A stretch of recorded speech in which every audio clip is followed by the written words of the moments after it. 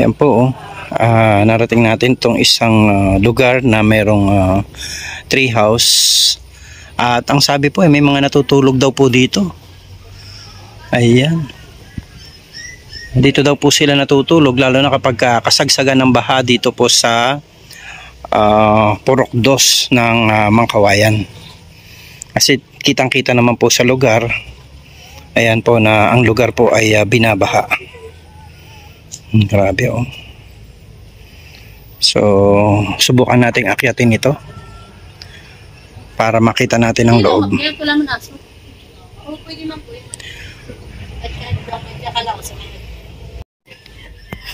Sa baba ka lang nung dadamputin. Sila nga, ang dami nila natutulog dyan. Di sila takot. Doon ka nakagad.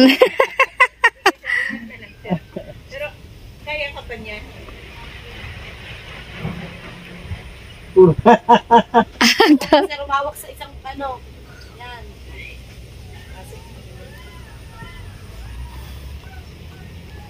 Bilit ka.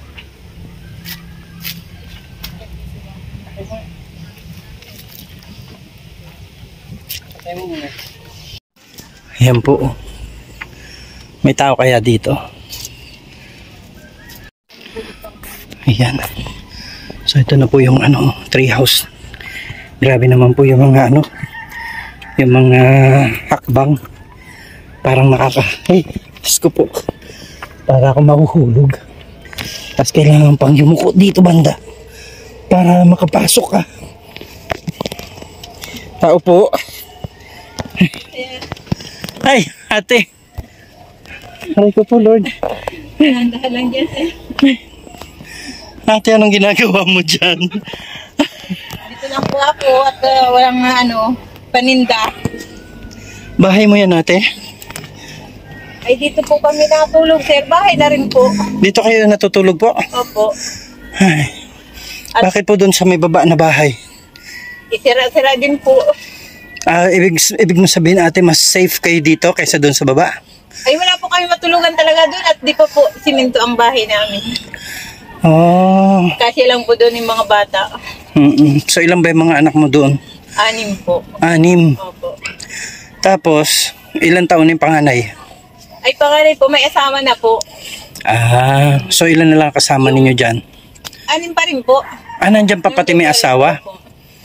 Okay. So ito pala yung tree house na sinasabi. Grabe po, dito po pag dumaan ka dito, yuyuko ka maigi. Ay, Diyos ko po, Lord. Parang na. Ate, hindi ba to delikado sa mga anak mo at saka sa inyo? Ay, sa tingin ko, sir, delikado na. Delikado na siguro, ate. Baka biglang... Parang ako hindi na makasampa dito, oh. Pero ano po, maganda sana itong tree house. Dati po nung bagong gawa, maganda pa siya, di pa siya binabagyo. Nung sige na po. May tulugan nga po, oh. Diyan nga po sila natutulog, oh. Grabe po. Bali lang po kayo natutulog dito. Minsan po 4. Minsan lahat ng anak ko pag walang kuryente dito natulog. Dahil presko. Presko. Ganun po ba? Ano nga pong pangalan nyo, ate? Ay, bibisitasyon po. Kayo po si IB Visitasyon. Ayan. So, ayan mga kalingap. Ano po yung hanap buhay ninyo? Nagtitinda pong kakanin. Mga kakanin. Opo. Yun yung itinitinda ni nung anak ninyo na nakita namin sa may 101. Ayan. So, kailan po sila nandito? Mamaya pong hapon nandito po yun. Pero pag Sabado at Linggo, siyempre wala pong pasok. Nandito sila. Pero hindi sila nagtitinda pag Sabado at Linggo. Natinda po yung malalaki na. Ay, malalaki na ang natinda. Maliliit po. Ibig sabihin may mga mas maliliit pa kay Opo, yung grade 6. Ano nga pangalan ng anak mong nandun? Si Aileen po. Si Aileen. May mas maliliit pa kay Aileen? Meron po. Ilan? 2. Elementary po. Si Aileen lang ang dalaga? Hindi po yung grade 12 ko, si Genevieve. Yun ang katulong ko, sir. Nakapwisto naman po yun sa 101. Sa 101 naman siya. Si Ay, sa sanitary. Okay. Sanitary yung isa. Ayan, tignan nyo po yung bahay ni Ate Ivy. Ayan. So, ito po yung tree house na kung saan dito sila natutulog na pamilya. At lalong-lalo na kapag walang kuryente dahil sobrang init po dun sa baba. Ay di hindi naman malamok dito ate. Malamok po. Malamok ano kasi parang gubat-gubat pa dito sa lugar ninyo. Nagkakatul na lang nagkaan. So ayan talagang ibang klase po pala itong ano nila, lugar nila. Ako po'y kapit na kapit sa puno kasi baka po mapamali ako ng hakbang. Yung mga apakan po ay ano nasira na din.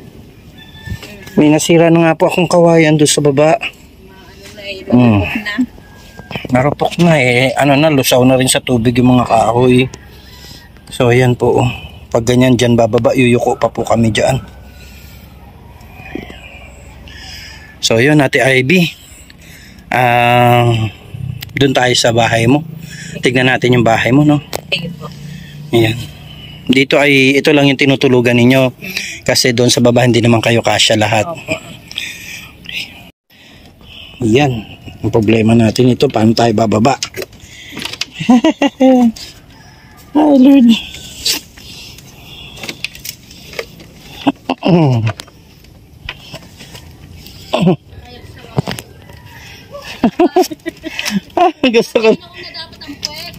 Gusto ko na gumapang pababa.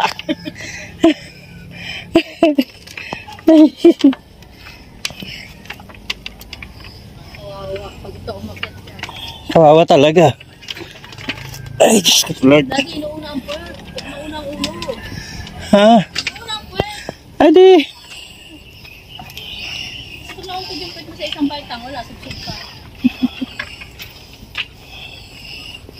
Ganyan po kahirap bumaba dito. Ayan, sa mga hakbang-hakbang. Oh, andyan ka na ate. Ang bilis mo nga. Grabe, sanay po sila. Ang ganda po nung halaman na yun. Dapo.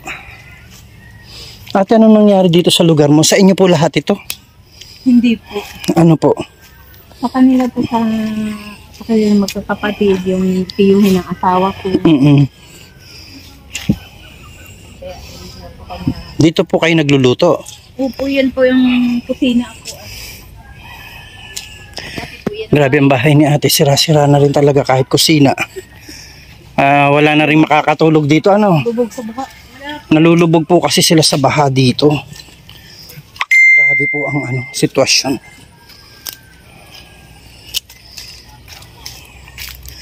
Ayun yung anak ko pong isa. Yung nagtitinda sa sanitary po. O, tignan niyo po yung lugar, oh. Ayan.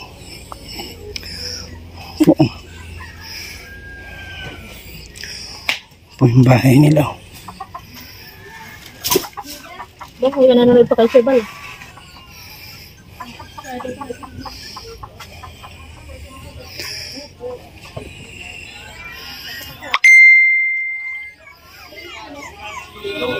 Yan po ay ako po. Anak po ng panganay ko. Ayos, ah. Sabi lang muna. So ito po yung pinaka-kabahayan nila. Ayan. Ate, napansin ko lang po yung bahay mo. Bakit puro poste at saka biga? Pero walang dingding.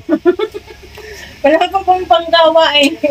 Ibig nyo sabihin, ginawa nyo lang yung mga poste at biga na yan? Opo, matagal na po talaga yan.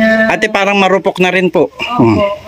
Oo, kailangan na bakbak mo. Parang hindi mo na rin niya mapagkakatiwalaan kung... Opo, matagal na po talaga yan. Talagang hindi. Ilan po ang natutulog dito, ate? Ay, mga anak ko po. At least pa lang naman po ang ano.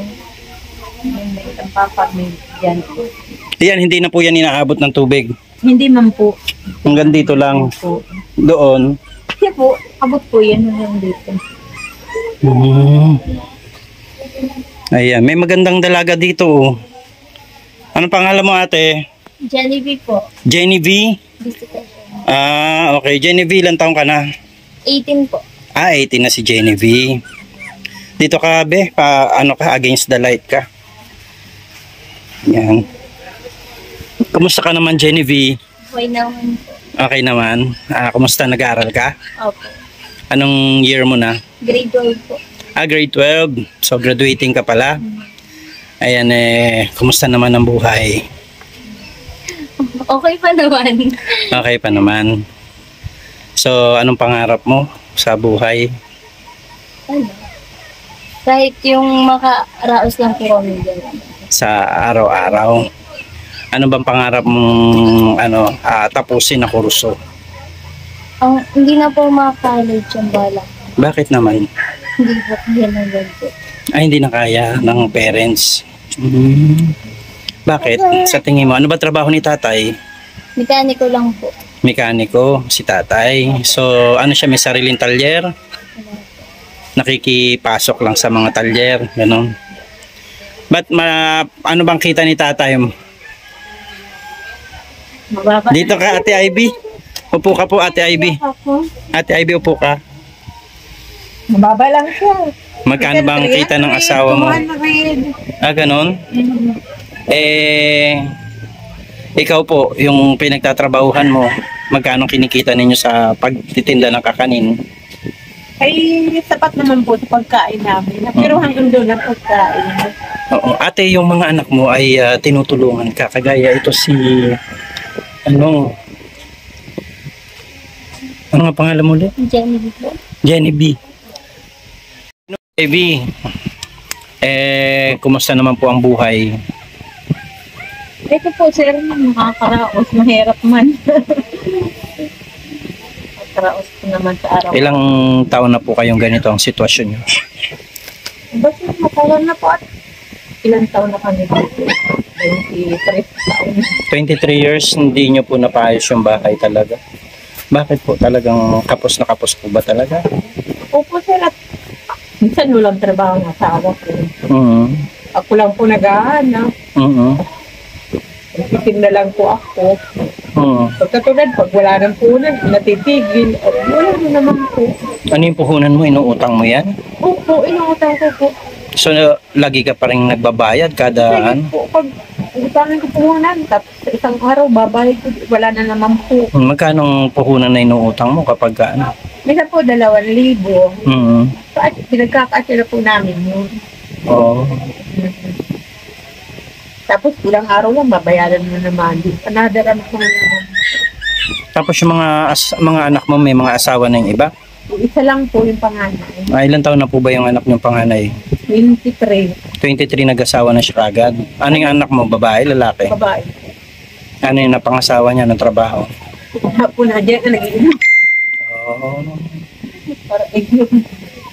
So hindi rin, kumbaga ay, ang nagko-contribute lang din yung anak mong babae. Ano po ba ng trabaho ng anak mong babae? Wala po, hindi nga po napatapos.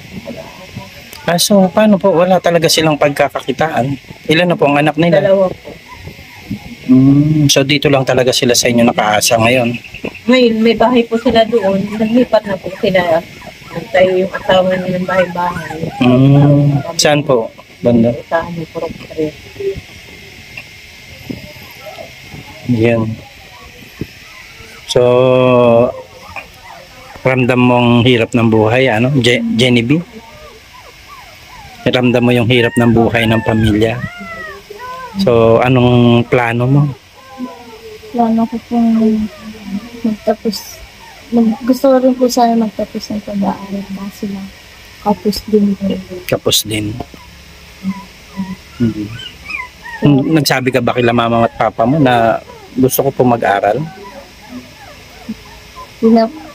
Kita ko naman po na kapos din. Kaya hindi na po masabi.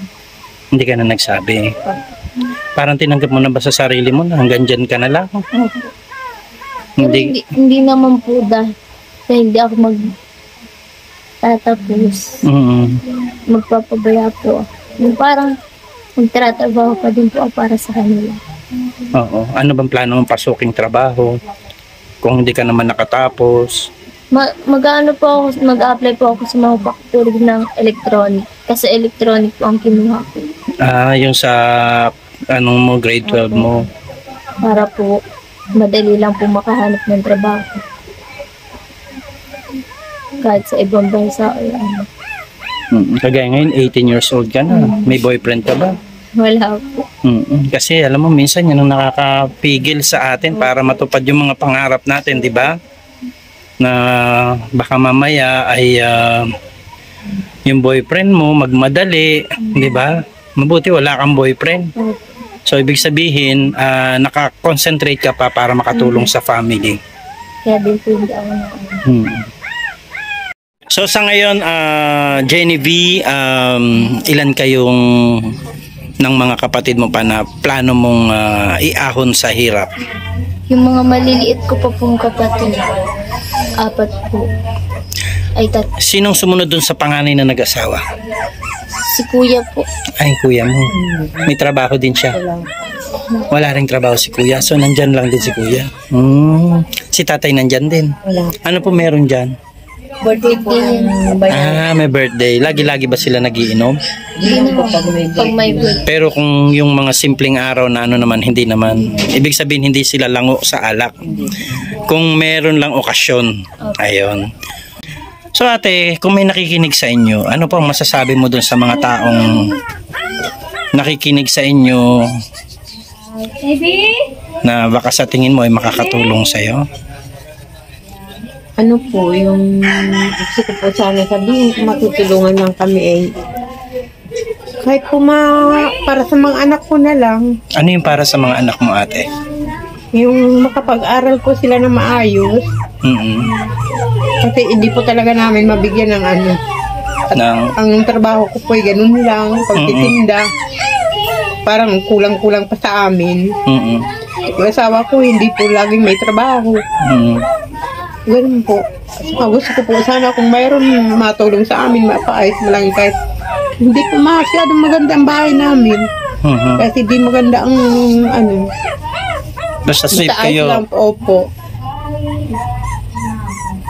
Yun lang po. Ikaw ba ate, natutulog ka rin doon sa tree house?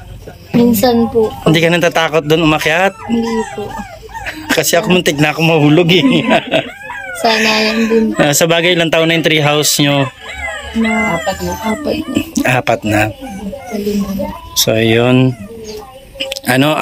Jenny V, kapit lang sa pangarap, Huwag bibitaw sa pangarap kasi baka may pagkakataon na dumating sa inyo na ito na pala yung opportunity na inaantay mo. Pagka bumitaw ka doon sa pangarap mo, baka maging dahilan naman yung para mas hindi mo maabot yung pangarap.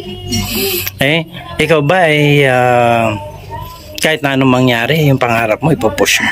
Ipupush ko po. Ano nga ang course mo dapat kung makakapag-aral ka?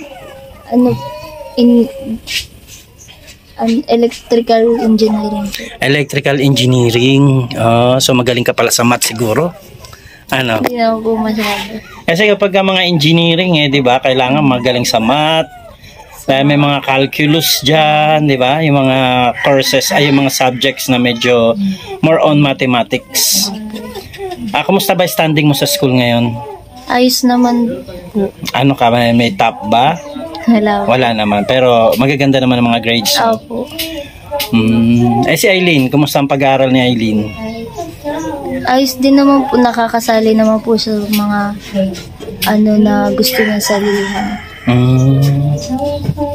So yun wala lang po si Aileen dito kung saan. Si Aileen po yung nakita natin na nagtitinda sa may 101 ng kakanin. Mga kakanin girls po ito. Ito si Jenny V, hindi ka nahihiya magtinda? Hindi naman po. Talagang kapag nandiyan ka sa karsada, yung mga tinatambayan mong lugar para makapagtinda, okay ka lang? Pati marami ka rin kaibigan. Nahihiya din po minsan kapag nakikita mga classmate. Bakit? Nabubuli ka ba sa school? Hindi naman po. Pero nahihiya ka na yung mga kaklase mo, nakikita kanila na nagtitinda ka. Meron bang pangyayari na parang may pasok pero hindi ka makakapasok dahil kailangan mo magtinda? Hindi naman po ako naliban minsan sa klase kasi nga po pang umaga po ako tapos hapon po yung tinda ko. Nakakapagod lang po. Napapagod ka na ba? Naiyak na si Jenny. Napagod ka na ba, Jenny B? Oo, kasi tao lang naman tayo, nakakaramdam tayo ng kapaguran minsan. Lalo na kung halimbawa, sa tingin mo yung iba hindi sumusuporta. Meron bang ganong pangyayari na parang kayo pagod na pagod tas yung iba hindi naman, parang wala lang ginagawa? Nararanasan mo yan minsan. So hindi ka hindi ka nag-reason out, hindi ka nagsasabi kay nanay, "Nay, bakit ganon? Kami na lang lagi," di ba? Hindi naman po. Kasi ganito naman po yung sitwasyon namin. So parang titiisin mo na lang. Napakabait naman to ni Jenny B. Nay, ang bait ng anak mo. At saka yung isa masipag at saka makulit. Makulit siya habang nagtitinda na si Eileen. Medyo may makakakulitan yun, Nay. So, ano po ang kung ikaw, anong pangarap mo sa kanila? Kasi magaganda yung mga anak mo. Ano po, yung makatapos po talaga sila ng pag-aaral. Talaga makatapos lang ng pag-aaral. Pero nakikita ko sa sarili ko, hindi ko po sila kayang Hindi mo sila kayang paaralin. Pero igagapag pa rin po. So sana may mga taong makatulong para sa kanila. No? Mukhang maganda naman ang kanilang standing sa school. Hindi man sila nagtatap, pero hindi rin kayo nabibehind. Opo, hindi naman. Hindi rin kayo nabibehind. Ayan, so Jenny B, sana makapag-aral ka. No? At kung mayroong nakikinig sa'yo ng mga gustong mag-sponsor, baka gusto mong manawagan sa kanila. Dito ka tingin daw. Graduating ka na ng grade 12. So college ka na next year. So, gusto ko lang po na mapaaral kahit yung mga kapatid ko kasi magtatapos na din naman po ako ng grade 12. Kailangan ko na din po magtrabaho. Yun po. So nakakawa yung kanilang kalagayan, lalo't ganito yung kanilang sitwasyon sa buhay, mga kalingap. Pero sabi nga natin, life must go on, di ba? Hindi naman kung hirap na suko ka na, taas ng kamay at paa, di ba? So ibig sabihin, maasa pa rin tayo na may magagawa ang Diyos sa buhay natin. Tama ba? Ayan, so Jenny B, kapit ka lang, mangarap ka pa rin kahit na sa tingin mo ay parang ito na yung time na kailangan mo nang magtrabaho para sa pamilya, pero sikapin mo pa rin na na makapag-aral kasi mas malaki yung mas maitutulong mo kapag ikaw ay nakagraduate, no? Ayan, kay nanay naman, Ate Ivy, so masipag ka. Sa buong panahon ng buhay mo ay nilaan mo yung sarili mo para sa pamilya, sa mga anak. O yan, tingnan natin kung ano yung pwede naming maitulong sa'yo. Ayan, pero sa ngayon, naiyak yung aso. akala ko ikaw naiiyak. Ano masasabi mo, Aljo Sigel? Naiiyak yung aso. Naiiyak yung aso, tinitingnan ko.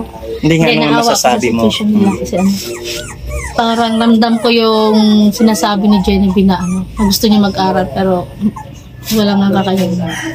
Dahil sa kalagayan. Parang tinanggap na lang din niya sa sarili niya na hanggang dito na lang muna yung kanyang pag-aaral. Gusto na lang niya muna magtrabaho para makatulong. Sa mga kapatid niya. Para makatulong. Gusto niya rin makapagtapos yung mga kapatid niya.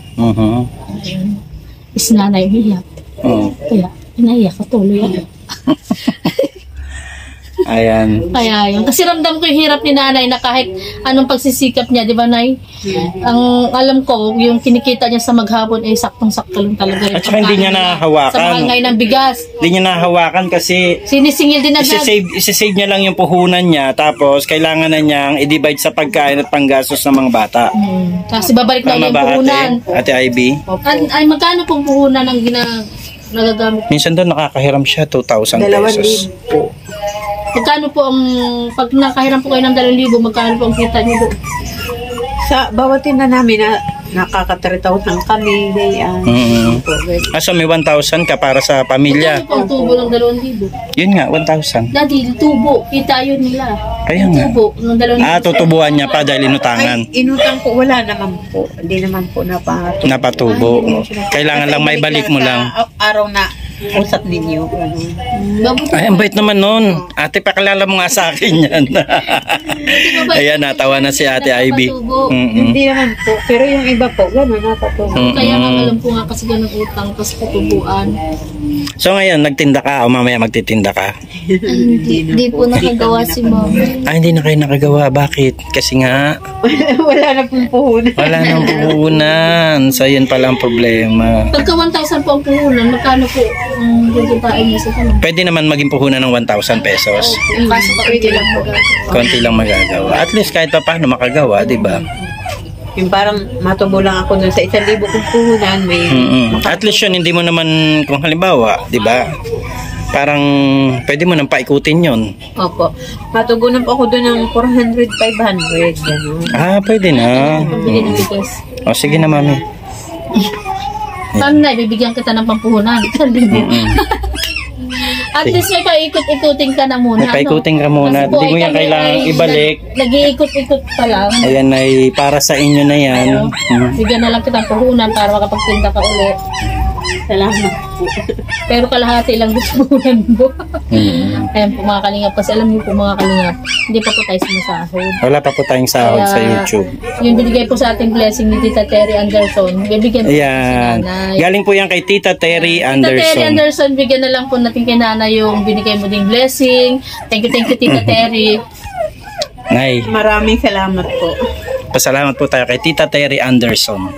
Salamat po, Tita. Tita Terry Anderson. Salamat po sa 1,000. Ayan. Makakaampita na po magtinda. Sige, mag-umpisa ka na. Ano, Jenny B, ano masasabi mo kay Tita Terry? Salamat po dahil nagkaroon po ng puhunan si mama kahit makakagawa din po kahit kaunti. Yan. Salamat po. Yan, hayang mag-pray tayo na sa susunod malaki naman, no? Para maganda-ganda naman ang ang kikitain ninyo. Yan. At least hindi nyo kailangang ibalik kasi yan ay para sa inyo. Okay? Ayan. So, thank you so much din po sa inyong magnanay. Bagamat po wala dito yung si Eileen or yung iba pa ninyong mga anak, pero siguro some other time ay mamimit din natin sila. Malakas kasi ulan nun, hindi natin i-vlog sa Eileen. Oo, hindi. Malakas po kasi ulan nun mga kalingap nung nagtitinda sila na... Sa 101. Ano nga po yun? Palitaw, Pilipino. Palitaw at saka... Pilipit. Ay, masarap yung Pilipit. Malagkit po na ano. Ang dami naming maraming nabili. sukal. Ang dami po kong binili hanggang sa 100 at 200. 200 Kasi ang pesos. sarap po siya. So, kinukulit-kulit lang po namin siya dun sa harap ng 101. Sabi ko, pupunta na lang kami sa bahay nila. Mapagpalang araw po sa ating lahat mga kalingap. Maraming salamat po sa inyo pong patuloy na pagsubaybay sa ating mga ginagawang programa, pagtulong sa mga taong nangangailangan ng tulong. At lalong-lalo na nga po sa pamilya ni Ate Ivy ngayon at nandito rin si Jenny V. Hindi namin inaasahan ay nakadaupang pala din po natin. At nawa po ay patuloy po ninyo kami suportahan. Sa mga hindi pa po nakasubscribe sa aming YouTube channel, please subscribe Rich Falcon TV. Ayan, like, share, and comments lang po. And don't forget to hit the notification bell para lagi po tayong updated sa ating mga video. Shout out po kila Kuya Bal Santos Matubang, Ate Edna Vlogs, and Kalinga Prab. At ganun din po, shout out din po sa Team Love and Care, Team The Jewels 5, Team Tigangers, Team Dungaw, kay Tita Terry Anderson, maraming salamat, Tita Ani Haramilla. Ayan, at sa lahat po ng mga patuloy na sumusuporta po sa atin. Ayan, and also, wag po natin kalimutang suportahan Aljos Eagle. Yan po ang aking may bahay. Ayan, at maraming salamat po sa inyong lahat. Kami po ay pansamantala magpapaalam. At patuloy lang po tayong suporta. Ayan, magandang buhay po sa ating lahat. God bless.